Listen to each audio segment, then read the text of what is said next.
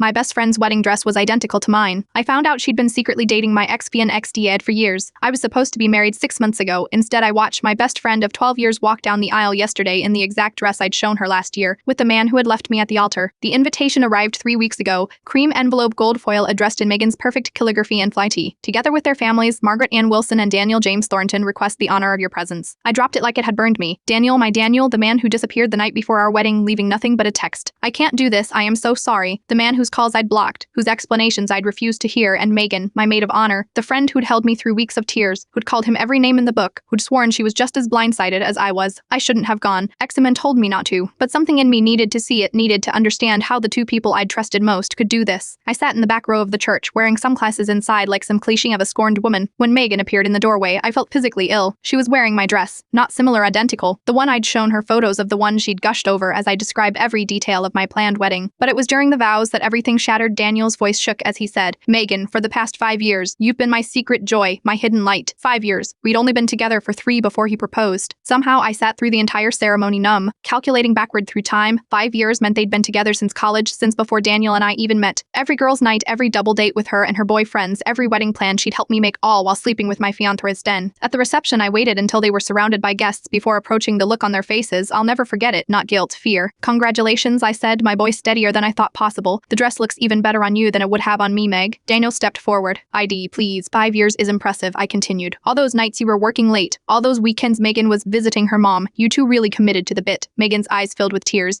"We never meant to hurt you." That's when I laughed, actually laughed. "Then why invite me? Why wear my dress?" The answer hit me before she could respond. They needed me here, needed my witness to transform their betrayal into a love story. If the devastated ex could forgive them, everyone else would too. I placed my gift on the table, an empty picture frame with a note, "For your first honest moment together," and walked out. This morning my phone is flooded with texts from mutual friends who had no idea, who are as shocked as I was. Fraternally, after I left, Megan's sister revealed during her toast that she'd been covering for them for years. People keep asking if I am okay, if I need anything. The truth is, I feel lighter than I have in months. Not because I've forgiven them, I haven't, but because finally the story makes sense. Some betrayals cut so deep they change who you are, but at least now I understand why the pieces never fit. Why his proposal felt both perfect and strangely hollow. They can have their wedding, their secret past, their matching stories. I am taking back my future, the one that's truly mine alone.